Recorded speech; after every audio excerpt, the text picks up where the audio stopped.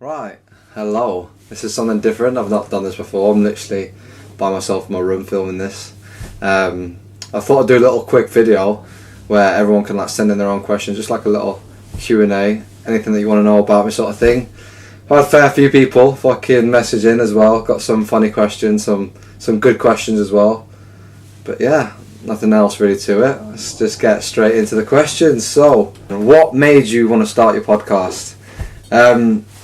I've been a fan of podcasts for a long time, to be honest. Like Joe Rogan, I've been watching Joe Rogan as I've made it pretty clear. I've been watching Joe Rogan for about a good 4 years, probably 4 or 5 years, and I've learned so much just from listening into podcasts, and I've just learned so much just from little bits here and there, and I don't know, I never really fruitioned into anything until maybe October time last year.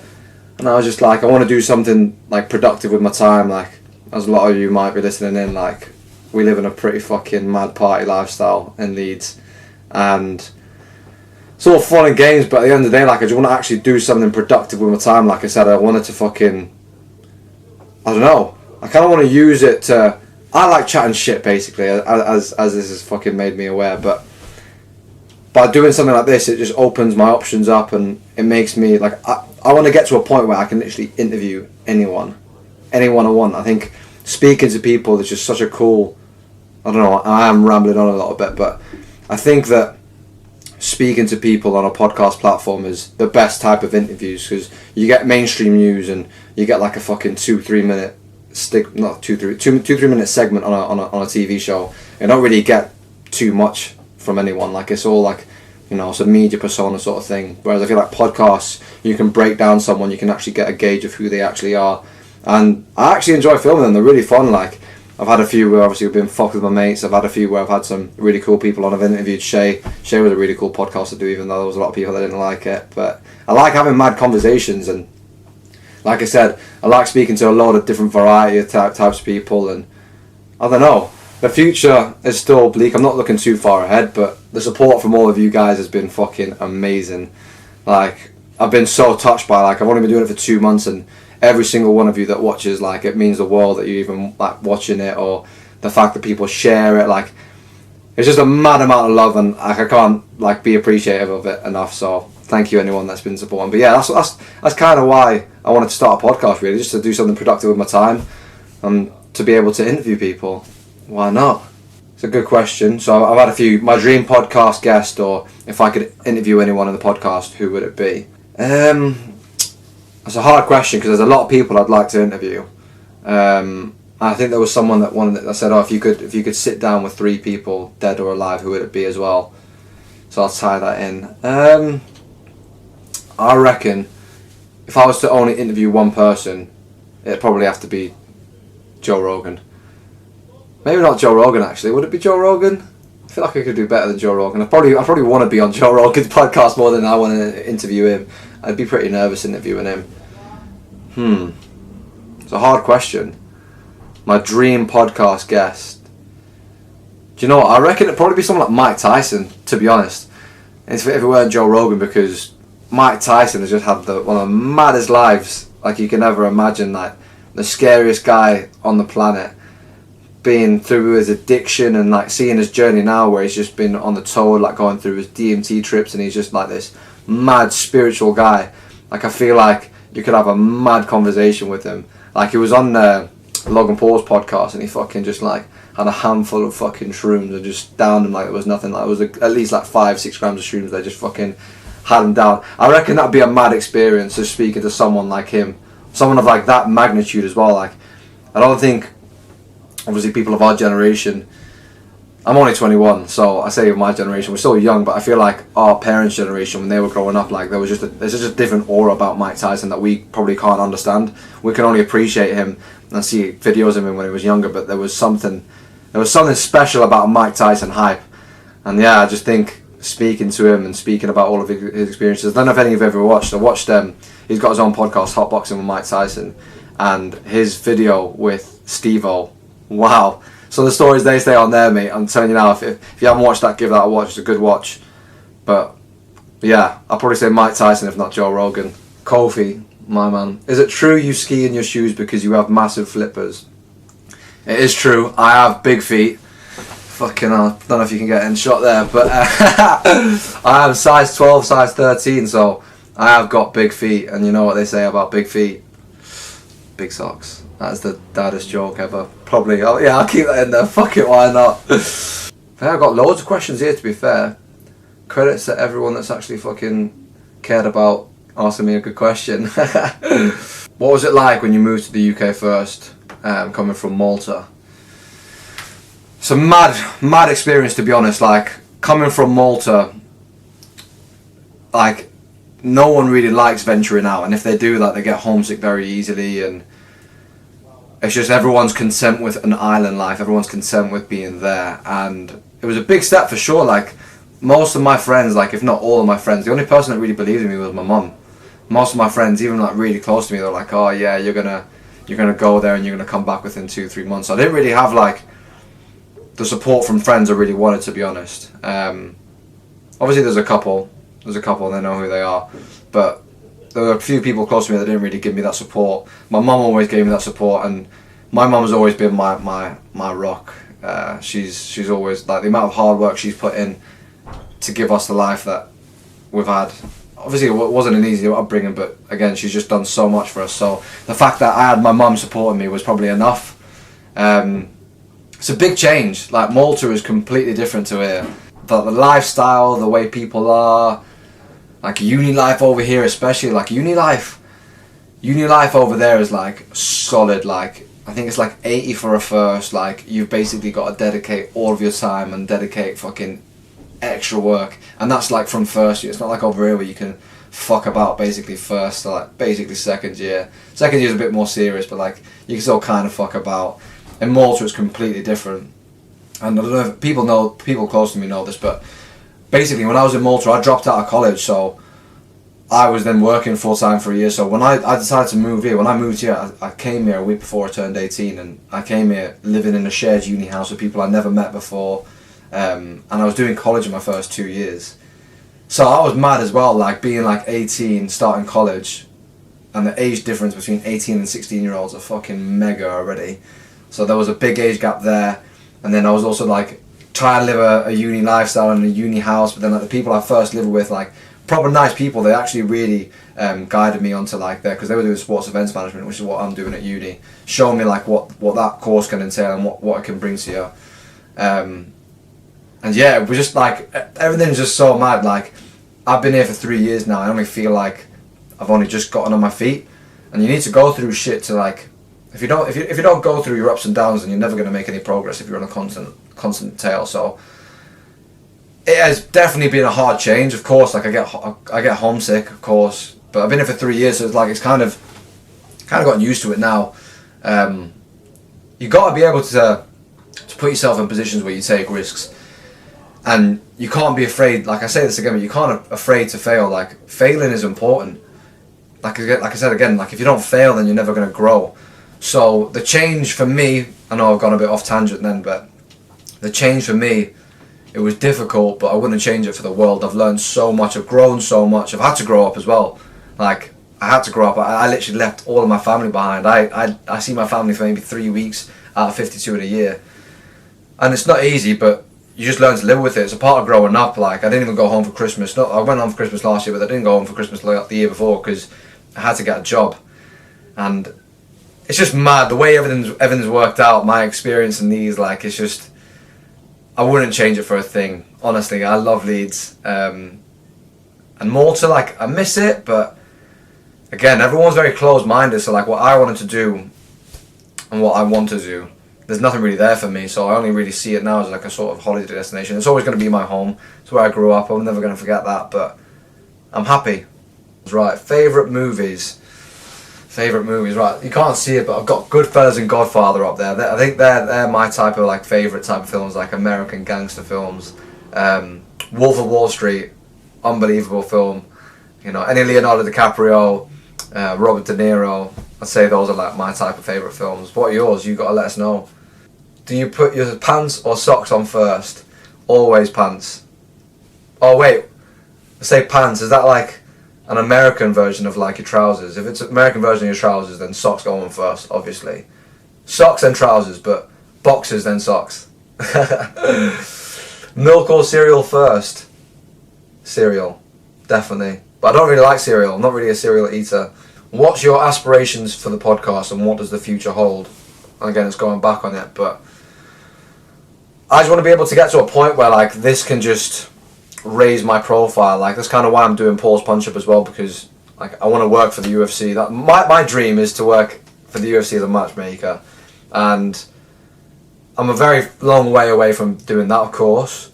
But if I'm able to grow a podcast where people enjoy listening to, I enjoy making, because that's the main thing. Like I don't think if I ever got to a point where I wasn't enjoying filming, I don't think I would do it, because it would defeat the whole purpose. Like I don't want it to feel like work. I really thoroughly enjoy chatting shit with mates, reviewing fights with mates, having people on that have got mad background or mad stories, or just like I just like speaking to people. I think it's pretty evident. Like I love chatting shit, and it goes back to me moving here 3 years ago. Like I've had that. That's just my personality. If I wasn't like that, then I wouldn't have made the friends I've made. I wouldn't have been able to get to the positions I am. And I guess I don't really want to think too far ahead with the podcast, because I kind of want to stay grounded. But at the same time, if I can get this podcast to a point where I can just interview anyone just like that, then obviously that'd be the dream.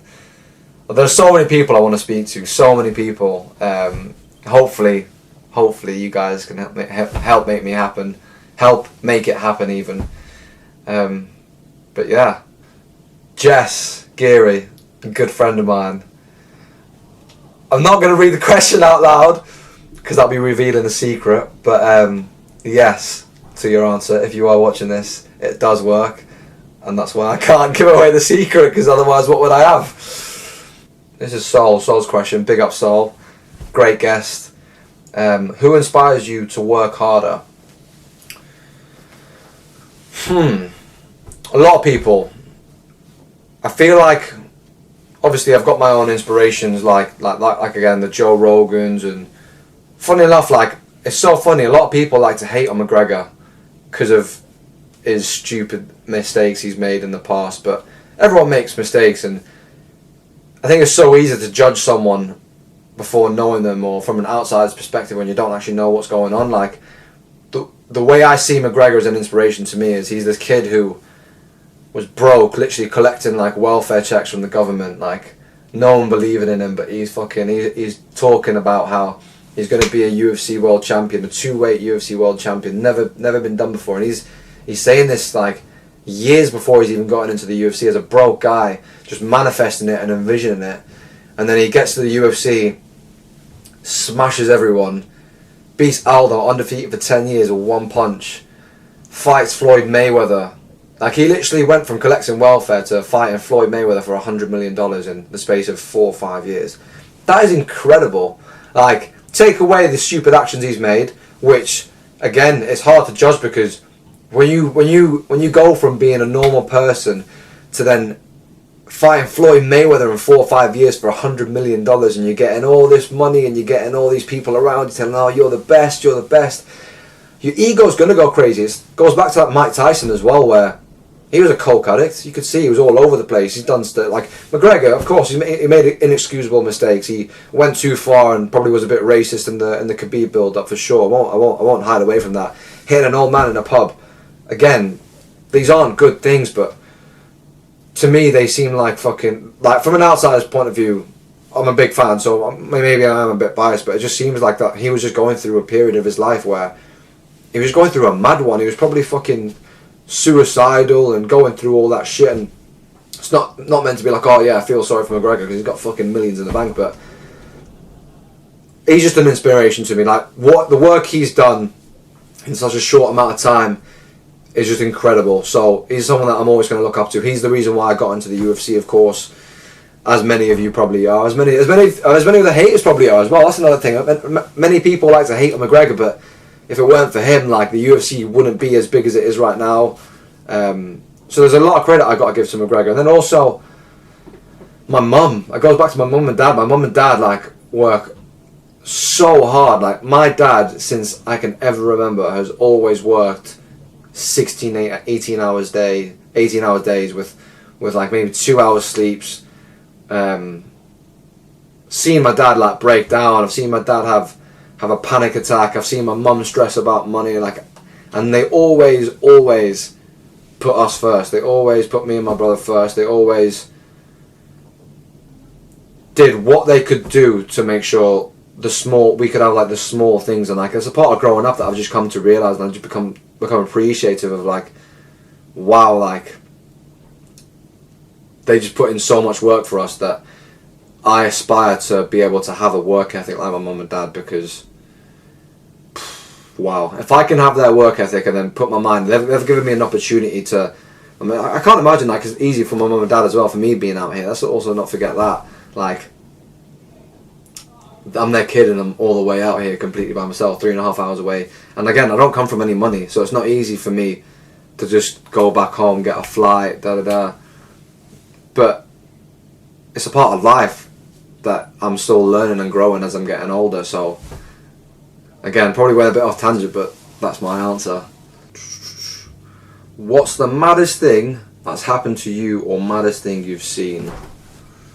I don't really think I've seen a lot of mad shit, especially like the people I've met as well. Like, mad shit is very judgmental. Like, something could be mad to one person, but other people go through stuff that's like fucking even crazier than you can even begin to imagine. So unfortunately, I've not really got a good answer for that, but I don't really think I've seen anything that mad.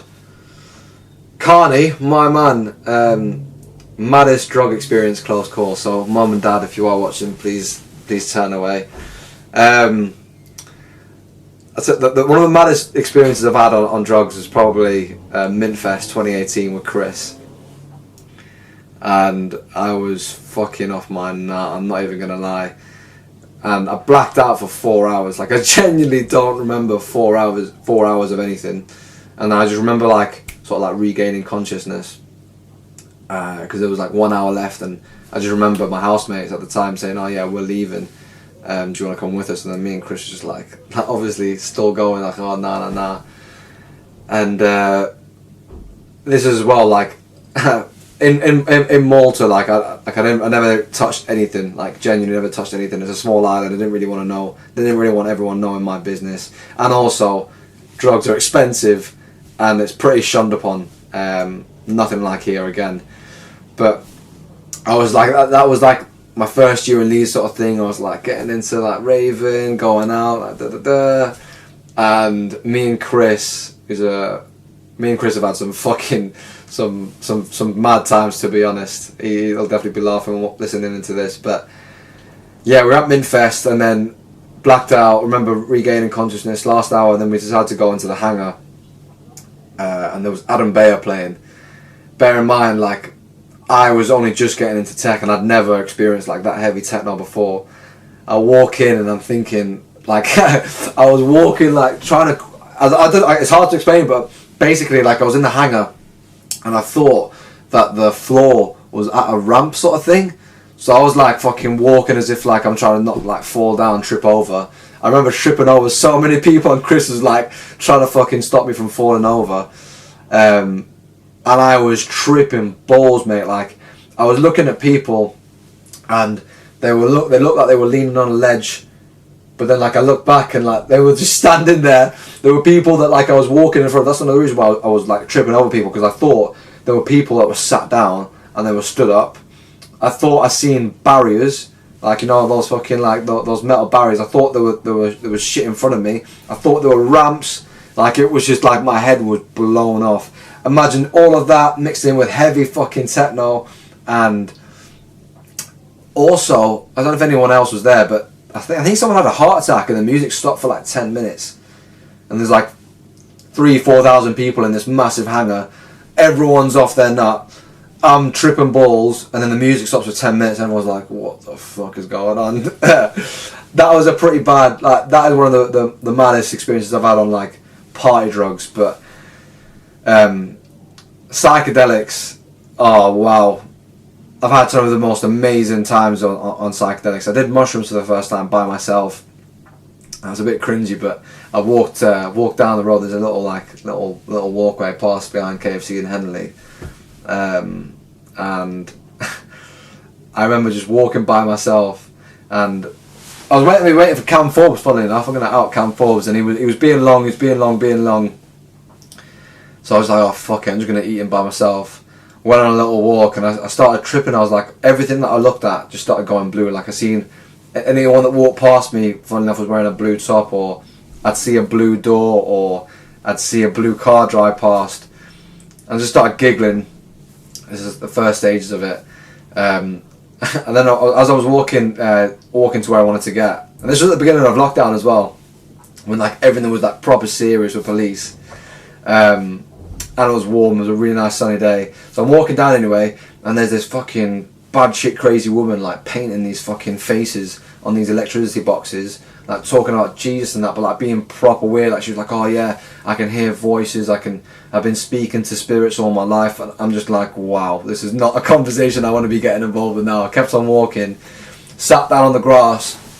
As I'm sat down, I'm laid there just looking at the clouds, and this is when I'm first like proper tripping, and I just see all the clouds like turn into patterns, and I was just in awe. I was just like, it overcame me. It was so mad. Like I started crying. That's how fucking wet it was. I started crying, and it was just proper. It's gonna sound mad, but it was just proper euphoric. Like I credit like psychedelics. Funny enough, I've gone a bit off tangent, but I credit doing mushrooms especially for me kind of getting.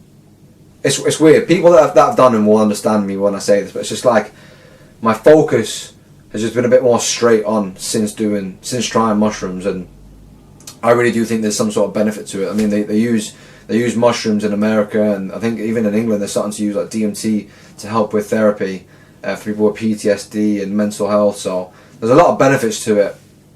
Again, people that haven't tried it won't really understand it, but people that have will understand me. Obviously, I'm sat on the grass, and like I said, it's the beginning of lockdown, when like lockdown was pretty serious. There were police and all that, and I remember like being laid up, looking at the grass, and I heard someone say, "Oh, are you exercising?" I didn't really like clock onto it, and I heard it again, "Are you exercising?" And I sit up, and there's like two police officers, and they're rushing. They're not rushing, but they're moving, ushering everyone off the grass. And I'm like, oh, this is not what I want to be doing right now. This is not the people I want to be seeing. And everyone ends up being moved. Everyone's walking back down the same road now, and I'm fully in the middle of my trip now, and it's great. I'm having such a good time, and there are these two girls that are walking in front of me, and it's so embarrassing. But obviously, I'm in my own head, and I thought that I heard them speaking about mushrooms, and I said to them, like, I literally walked up to them, I was like, "Oh, are you on mushrooms as well?" And they obviously weren't. They started laughing at me, and they were like, "Oh, no." I was just like, and they were like, "Oh, did your friends leave you?" And I was like, "No, what do you mean?" I was like, "Well, you were just laid there by yourself for a long time." I was like, "Nah, I've literally just come out here and fucking just done some shrooms by myself, sounding like an absolute crackhead." Walked all the way home, and it was just funny. Rang Cam picks me up at the 24-hour shop, picks me up with him and Shah, and he picked me up, and we were driving around Henley and Hyde Park, and I genuinely felt like I was in a spaceship. I had one of the best times ever. But yeah, I've had a fair few mad experiences as well. Carney actually, when I did truffles, James got me some truffles back from Amsterdam one time. It was like the last week of Burton as well, when everyone was fucking going ham. And Carney, you're actually gonna remember this, but we went to this house party in Hyde Park, taking these truffles. I was having the best time, and came back to Burton. And me and Carney were just sat there doing balloons and sniffing cat, like when I was still on these truffles, and mate, my head was fucking blown off. Wow, balloons are not a good mixture on that, I tell you now. Well, I mean they are, but they're not. But yeah, Mum, I'm sorry if you've just listened to all that. It's not something I condone. But But yeah, be sensible with drugs, kids. What's your thoughts on the world being in a simulation? The world is mad, mate. Like, it is so crazy that we're on this little fucking ball spinning in the middle of space. Like, space just baffles me. Like, it actually baffles me. Like, there are just so many questions. It's pretty deep. There are so many questions about the universe that just like...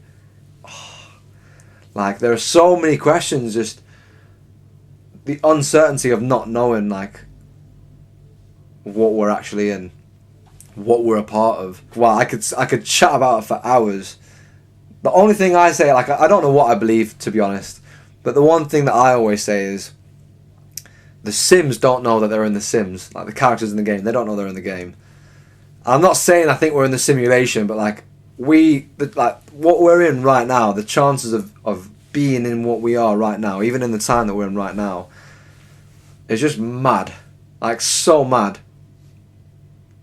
So yeah, I don't know what I think about it, but I think Brian Cox, who's a very, very smart guy, he talks about on the Joe Rogan podcast, he says, obviously the probability of it is like 0.00001% or something stupid like that, right? But the possibilities of loads of things. I don't believe in the Big Bang, to be honest. Like, I don't believe something can just fucking happen just like that.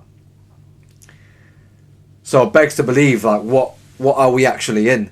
And he says, out of all the probabilities, no matter how slim they are, he actually believes in the simulation theory. It's a mad way to look at life. Like, does everything mean anything, or does it all mean fuck all? And if nothing really means anything, that you shouldn't really have any worries and you should just go for whatever you want to go for. But it's a mad concept. I'd like to hope we're not in a simulation. But then if we're not in a simulation, aliens are real. And there's definitely something bigger than us. Someone also, we're literally going to go to Mars. Like, we're literally going to have people on Mars in our lifetime. That is bonkers. Like, that is genuinely bonkers. And someone put it to me, they were like, I'm not sure if it was Lex Friedman or someone else, but they basically said that, right, imagine this, right, I'm not going to do a good job of explaining this, but imagine this. Imagine we move to Mars. By 2050, we've got 100 people living on Mars. The way everything's going in the world right now, with climate change, and if you haven't watched it, it's a bit of a side note, Seaspiracy, I think it's called Seaspiracy, that's it. Mate, one of the most eye-opening documentaries I've ever watched. Like, I was sat there crying watching it. Like, I can't remember the last time a documentary hit me that hard. So, definitely, I think everyone needs to watch that. But, yeah, I think if, say there are 100 people on Mars by 2050, and the way the world's going, a catastrophic, cataclysmic event happened on Earth, and the human race was wiped out. Not impossible. It's happened many times before. The Ice Age. It's happened before with dinosaurs. To think that everyone is... It's so hard to think that we're going to live in a time where some fucked up shit could happen on Earth, because we don't ever live long enough to actually see it. Especially, like, with technology. We've only had footage, really, for the last 150 years, maybe. So you don't even know what's really gone on. So, say if 100 people are on Mars by 2050... and the world collapses and there's no human race left on planet Earth. The only people that are left are those 100 people left on Mars, and they're there to rebuild the human race. And then they're going to have to start mating, and then all that's going to be told by them, or told to them, is this time when we lived on this planet with no real evidence of it. I don't know. It's so mad. There are so many different things that could be happening, or we could be on, or I'm rambling on, but maybe we weren't the first human generation to be on planet Earth. Maybe we came from something else. Cause it's mad. There's a stoned ape theory as well. Again, if you haven't, I won't do a botched job of trying to explain that, but give that a watch. It's an interesting idea, and it ties into mushrooms and that. Mushrooms, you know, fungi. They have outdated humans by over 1 billion years on this planet. Like, we all come from fungi. If you looked at a fungi cell under a microscope, It literally looks basically exactly the same as a human cell. And there was Graham Hancock and Paul Stamets, they talk about, there was a doubling of the human brain size in the span of 250,000 years to 1,000,000 years. Which, even though it may seem like a big amount, we've been on this planet for billions of years, so that's not really that long. And there's no explanation for the doubling of the brain size. And if you've got all these apes that are traveling around the savannas and they're trying to eat any type of food, they're going to eat anything. Mate, you can get mushrooms that poison you, that are good for you, and that could give you a trip. You don't know. The monkeys aren't going to know what's what. And there's something to do with, in the savannas, like one of the most popular mushrooms that grow out of like feces, because obviously that's how shit grows, is a bright yellow psilocybin mushroom that obviously gives you fucking mad trips. So it begs to think, like, I think psychedelics have definitely got some sort of a play or a key in the universe. There has to be some sort of connection there. The Egyptians, that's a whole other thing. The Egyptians, like, they worship the Eye of Horus, which the Eye of Horus is literally the pineal gland. And if you Google it, Eye of Horus pineal gland, it is the exact same thing, just obviously in an Egyptian tabloid. And the Eye of Horus, the pineal gland is literally where DMT is produced in the brain. And DMT is literally in everything. You can produce it. You can literally have a DMT trip just from breathing exercises. So that's another thing, like, DMT is found in everything, in trees and everything. And the Tree of Life, which is also something that's depicted in Egyptology, which is something that's been worshipped by Egyptians. The Tree of Life, when you burn it, burns off DMT fumes.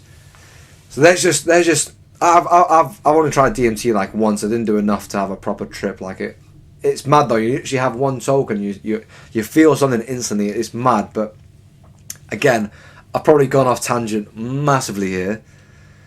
But with the whole simulation theory and what do I believe in, I think that whatever we are in, psychedelics must have some sort of a connection to the universe. But that's just me hippie talking. My hippie talk. Fuck knows. Let me know what you think, because I might just sound like an absolute crackhead. What are 3 places that you haven't been to that you'd like to visit? I'd love to go see the pyramids. The pyramids is on my bucket list. I'd love to go to Cuba. Cuba looks unbelievable. That place is still stuck in the 50s and 60s. So I'd say the pyramids, Cuba, and funny enough, only recently it's like popped into my head, but I'd love to go visit Chernobyl. It looks crazy. That's another, like, that's a timepiece that it's weird and eerie. I've spoken to a few people that have gone there and it just looks like a mad experience. So I'd say those are my top 3.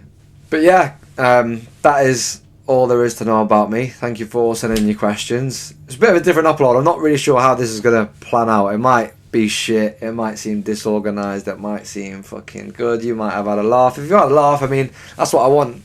I want everyone to have enjoyed this pod. Well, it's not even a podcast, is it? But I just want everyone to enjoy this little video that I put together. We're going to be back to doing normal podcasts again soon. There was just like a little filler. Had a few guests that just needed to get rearranged around time. And we've definitely got Fallon Parker coming on. Unbelievable athlete. She's a British weightlifter. Can't wait to have her on. And I've got Loz as well, who's a rapper. So I know those 2 are my next 2 podcasts. And we've also got the boys, of course, Dan Costello and Mike Morrissey from Libero. They're going to be coming on as well. So we've still got some good podcasts coming up. But yeah, hopefully, this is coming out on Wednesday, I think. So hopefully you would have enjoyed the nice weather. It's currently fucking roasting outside. So I'm going to get back to that. But hopefully you've all had a good week. And yeah, man, hope you all have a good time. Thank you for tuning in as always. Your support and love is unconditional. And you guys will never understand how appreciative I have of everyone that's given me the love and the support, because it just egged me on to keep on pushing and keep putting content out there for you and for me, of course, but for you guys to enjoy. But yeah, who am I? Now you know. Thank you guys.